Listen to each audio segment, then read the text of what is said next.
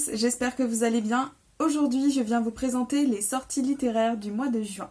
Étant donné qu'il y a énormément de livres, on va aller assez vite et je commence tout de suite avec les sorties du 3 juin. On commence tout de suite avec le roman Four Dead Queens de Astrid Scholt aux éditions Casterman et je vous lis le résumé tout de suite. Kerali, la plus habile voleuse des 4 royaumes, vole un jour ce qu'elle n'aurait jamais dû voler. En touchant l'objet dérobé, elle voit ce qu'elle n'aurait jamais dû voir. Les 4 reines de Quadara ont été assassinées. Mais la jeune fille compte bien tirer profit des informations qu'elle possède en les échangeant contre une récompense au palais, à condition d'y parvenir. De tromper Varin, le ténébreux et séduisant jeune éonien auquel appartient l'objet volé, de semer Machiel, le malfrat qui lui a tout appris avant de se retourner contre elle, et surtout d'arrêter le meurtrier. Une course contre la mort commence pour Kerali. Ensuite, on ne le présente plus, mais le 3 juin sortira également le tome 6 de L'Atelier des sorciers de Kamome Shirahama aux éditions Pika. Et voici le résumé du tome 1. Coco a toujours été fascinée par la magie. Hélas, seuls les sorciers peuvent pratiquer cet art et les élus sont choisis dès la naissance. Un jour, Kiefrey, un sorcier, arrive dans le village de la jeune fille.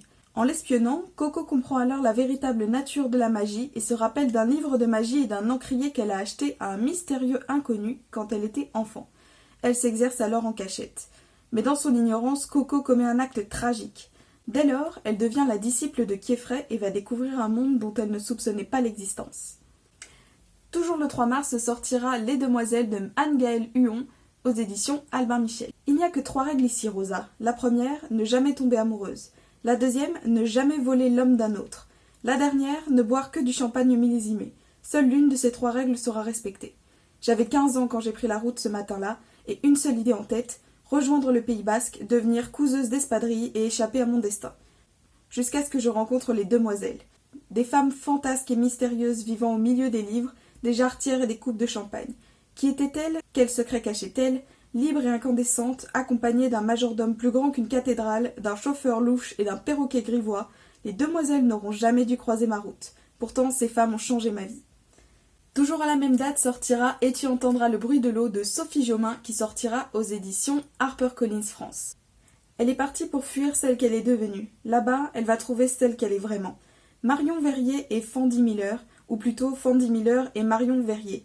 Elle ne sait plus trop. Est-elle vraiment devenue cette journaliste assoiffée de scoop que plus rien n'émerveille? Poussée à bout, Marion craque et décide de s'échapper en baie de Somme. Un bungalow cosy perdu dans la nature pour se retrouver et réfléchir à ce qu'elle va faire de sa vie. Voilà tout ce à quoi elle aspire. Mais au bruit de l'eau, Marion découvre qu'elle n'est pas aussi seule qu'elle le pensait. Quelqu'un d'autre a choisi l'écolodge pour s'isoler du monde. Un homme mystérieux et solitaire que le destin n'aura de cesse de remettre sur sa route. Et enfin, le 3 juin toujours, sortira Les Victorieuses de Laetitia Colombani au format poche, au livre de poche. Pour vous rafraîchir la mémoire, un petit résumé. À 40 ans, Solène a tout sacrifié à sa carrière d'avocate. Ses rêves, ses amis, ses amours. Un jour, elle craque, s'effondre. C'est la dépression, le burn-out. Tandis qu'elle cherche à remonter la pente, son psychiatre l'oriente vers le bénévolat. Sortez de vous-même, tournez-vous vers les autres, lui dit-il. Peu convaincue, Solène répond pourtant à une petite annonce « Association cherche volontaire pour mission d'écrivain public ». Elle déchante lorsqu'elle est envoyée dans un foyer pour femmes en difficulté. Dans le hall de l'immense palais de la femme où elle pose son ordinateur, elle se sent perdue. Loin de l'accueillir à bras ouverts, les résidents se montrent distantes, insaisissables. À la faveur d'un cours de Zumba, d'une lettre à la reine d'Angleterre ou d'une tasse de thé à la menthe, Solène va découvrir des femmes au parcours singulier, issues de toutes les traditions venant du monde entier. Auprès de Binta, Soumiya, Cynthia, Iris, Salma, Viviane, la Renée et les autres, elle va se révéler étonnamment vivante et comprendre le sens de sa vocation, l'écriture. Près d'un siècle plus tôt, Blanche Perron a un combat. Capitaine de l'armée du salut, elle rêve d'offrir un toit à toutes les femmes exclues de la société. Sa bataille porte un nom, le palais de la femme. Ensuite sortira le tome 2 de Maybe Someday de Colleen Hoover, que vous connaissez sûrement, qui sort donc aux éditions Hugo Roman. Et voici le résumé du tome 1.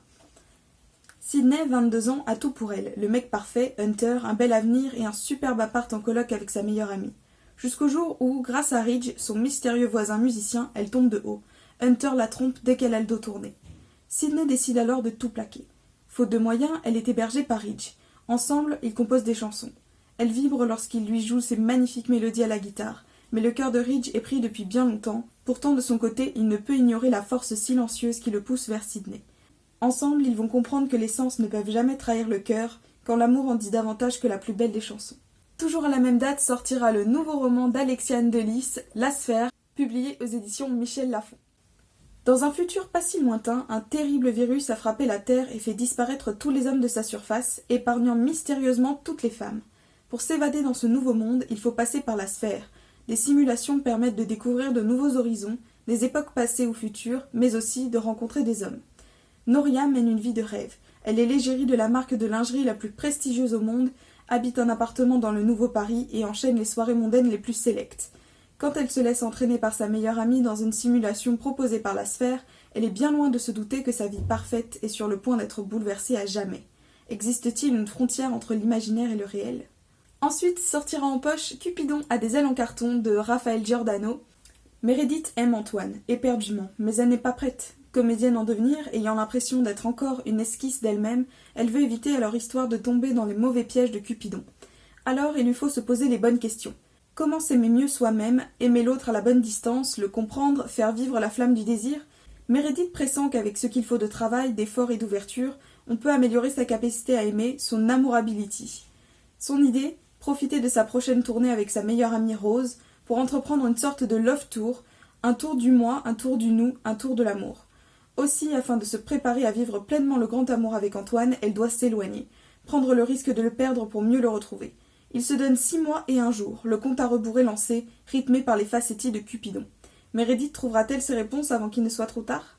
Ensuite, toujours le 4 juin, sortira dans un tout autre univers le tome 2 de Donne-moi ton cœur de Sarah Wolf, et voici le résumé du tome 1. Quand sa famille a été décimée par une horde de bandits, Zéra a été sauvée in extremis par une sorcière, mais cette dernière a pris son cœur en otage afin de faire d'elle son esclave. Un jour, la sorcière propose un marché à Zéra. Si elle obtient le cœur du prince héritier du royaume, elle récupérera le sien. Si elle échoue, elle perdra à jamais la chance de redevenir humaine. Le prince héritier Lucien de Malvan déteste la vie de cour et ne se prive pas de le montrer. Surtout, il rêve d'un monde plus juste. Alors que ses parents insistent pour qu'il se marie, personne ne trouve grâce à ses yeux, jusqu'à ce que l'insolente Zéra se présente à lui. Ainsi commence le jeu du chat et de la souris entre un prince entêté et une jeune fille qui n'a rien à perdre. Le gagnant remportera le cœur de l'autre, littéralement. Et enfin, le dernier à sortir à cette date sera la sortie poche du Faiseur de rêves de Lenny Taylor aux éditions Gallimard dans la collection Pôle Fiction. C'est le rêve qui choisit le rêveur et non l'inverse. Il est une ville, au centre du désert, où nul n'a le droit de se rendre sous peine de mort. De ses entrailles sortaient autrefois d'interminables caravanes chargées de trésors, mais, depuis 200 ans, la cité est coupée du reste du monde. Pire encore, un soir d'hiver, le nom de ce lieu de légende s'évanouit en un clin d'œil de la mémoire de tous. Laszlo Lestrange, orphelin de 5 ans à peine, ne fait pas exception à la règle. Frappé au cœur, le petit garçon restera irrémédiablement fasciné par cette énigme. 15 ans plus tard, il travaille dans la plus grande bibliothèque du monde, à Zosma, en rêvant de fabuleuses découvertes quand, de la cité oubliée, émerge tout à coup une curieuse expédition venue recruter les meilleurs scientifiques du continent.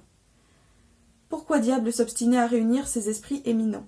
Mystère. Et pourquoi Laszlo voit-il donc ses songes se peupler de visions étranges, à commencer par une déesse à la peau bleue pourtant assassinée, des années plus tôt, par les habitants de la ville interdite ? Qui est-elle vraiment ? Comment le jeune homme qui ignore tout de sa légende peut-il bien la voir en rêve ?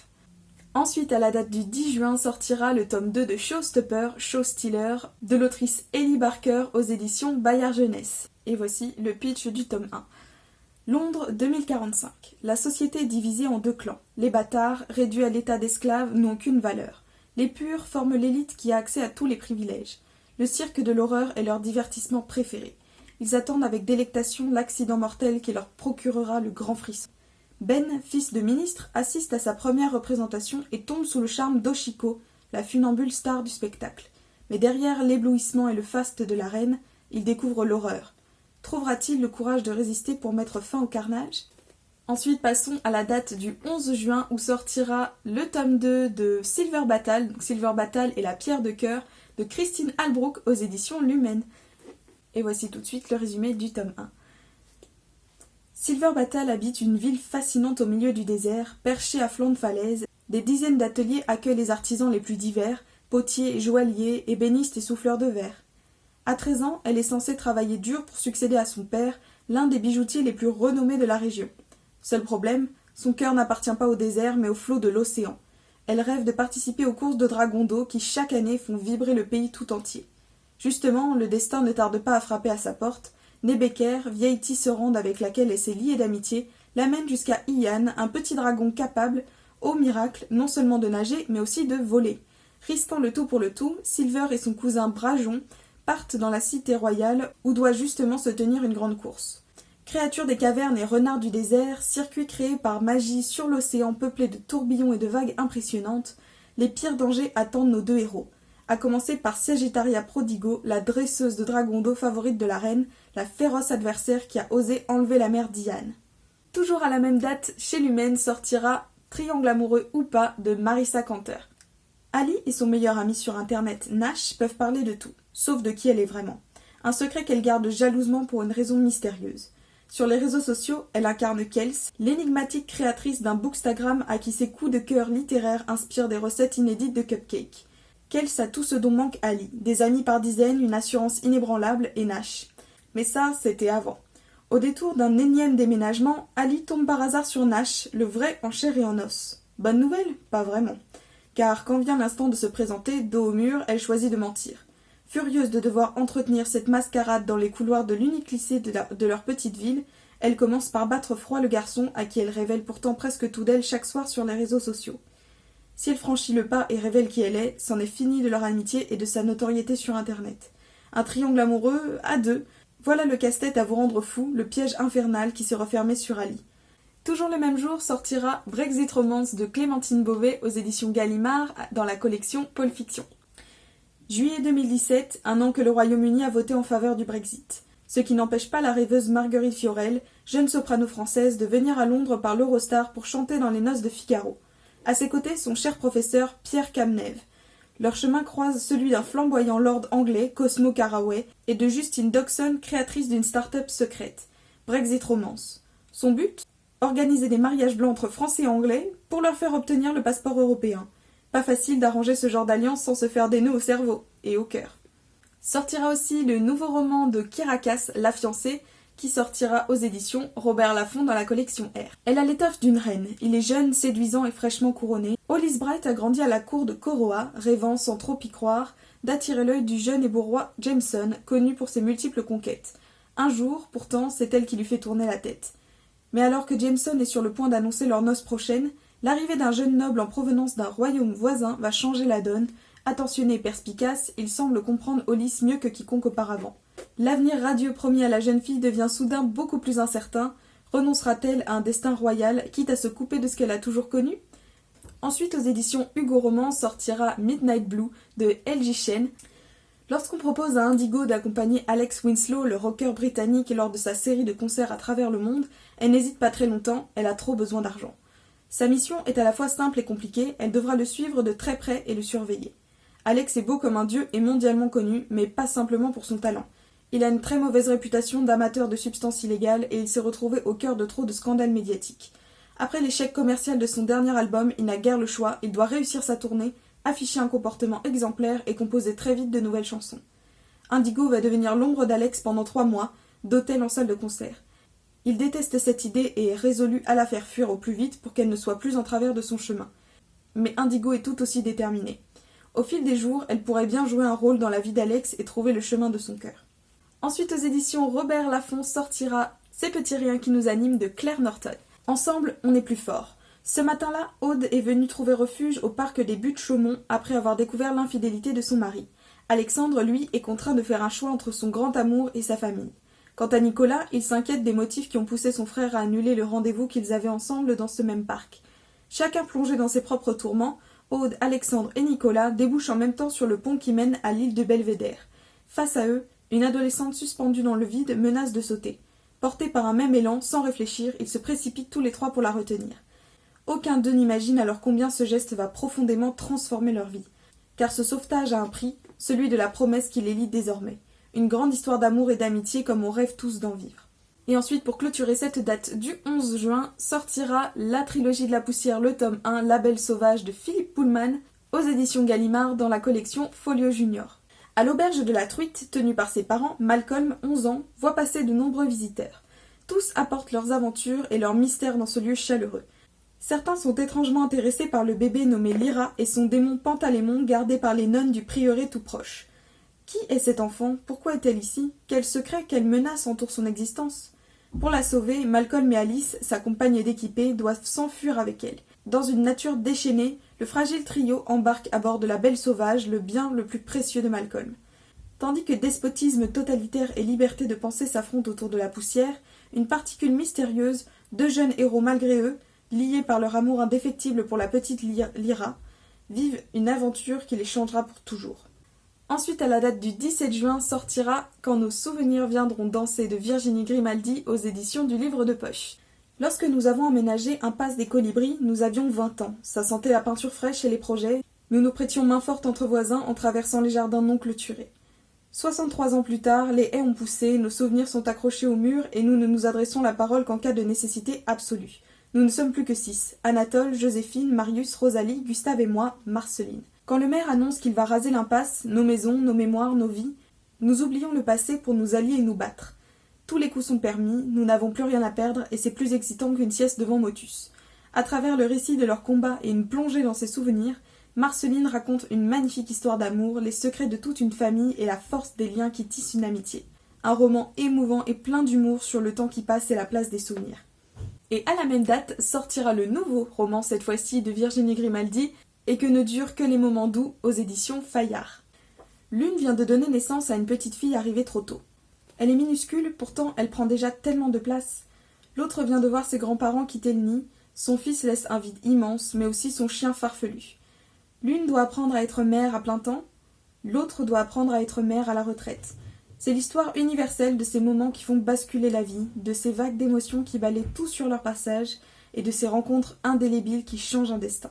Ensuite, un petit roman parfait pour l'été, Un été à emporter de Maureen Gou aux éditions Milan. Clara est une fille cool. Ses amis sont cool aussi. Pour eux, le lycée n'est qu'une vaste farce qu'ils n'ont absolument pas l'intention de prendre au sérieux. Quand Clara apprend qu'elle va être élue reine du lycée à la suite d'une blague de ses amis, elle profite de l'occasion pour saboter l'événement afin de démontrer le ridicule de cette institution et de faire un pied de nez à Rose Carver qui rêve de la couronne. Le jour de la cérémonie, Clara transforme son intronisation en parodie du film Carrie à grand renfort de faux sang et de hurlements, ce qui scandalise Rose.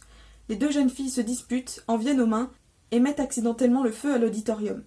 Pour elle, la punition sera exemplaire. Les deux jeunes filles vont devoir travailler ensemble dans le food truck du père de Clara pendant tout l'été. Ensuite, dans un tout autre registre, sortira le tome 12 de Platinum End de Tsugumi Oba aux éditions Kazé. Et voici le résumé du tome 1. Mirai, un jeune homme qui a perdu tout espoir en la vie, est sauvé par un ange alors qu'il tente de se suicider. Mais cette rencontre fatidique pourrait bien le plonger dans un désespoir plus profond encore. Takeshi Obata et Tsugumi Oba nous livrent un thriller sombre mettant en scène ange et humain autour d'un thème qui leur est cher, la frontière délicate entre le bien et le mal. Et ensuite, pour clôturer cette date, nous aurons la sortie de Sauveur et Fils, le tome 3 de Marie-Aude Muraille, aux éditions L'École des Loisirs, dans la collection Médium et Poche. Voici le résumé du tome 1.